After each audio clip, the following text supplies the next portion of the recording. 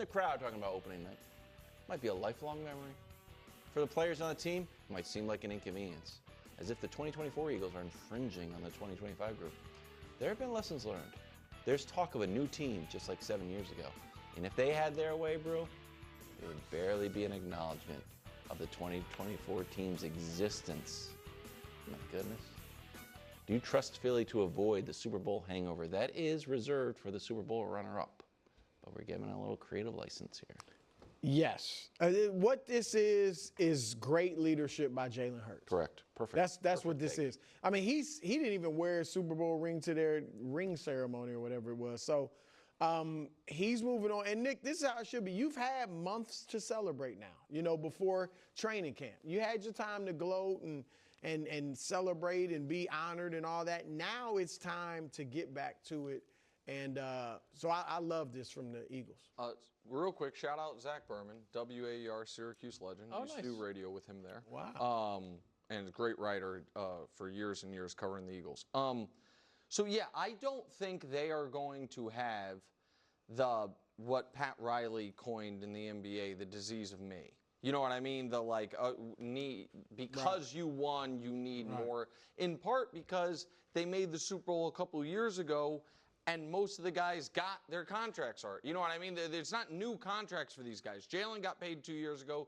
AJ and Devontae got paid a year ago. You know what I mean? So that's already baked in. Saquon obviously had been paid before and then just got paid again. So that part's not a problem.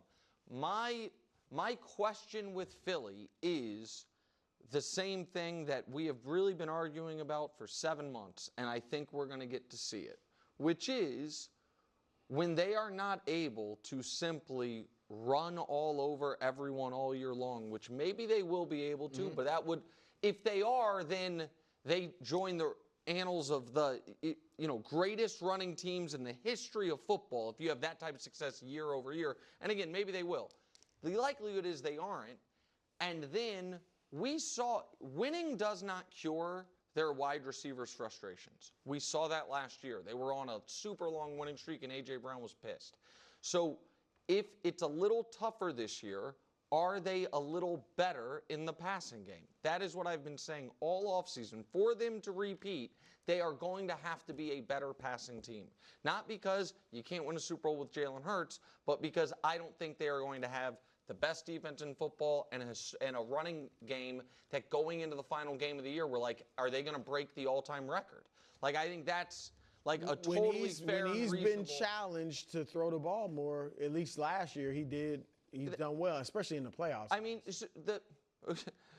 in the first two playoff games, threw for I think less than 150 yards in both games. They didn't need to, and he made clutch throws in those two games. They still wasn't even the Super Bowl or NFC Championship game high volume. I'm just curious what it'll look like. More First Things First coming up in about 3 minutes. Stay with us. It's a big match, and only the best will win.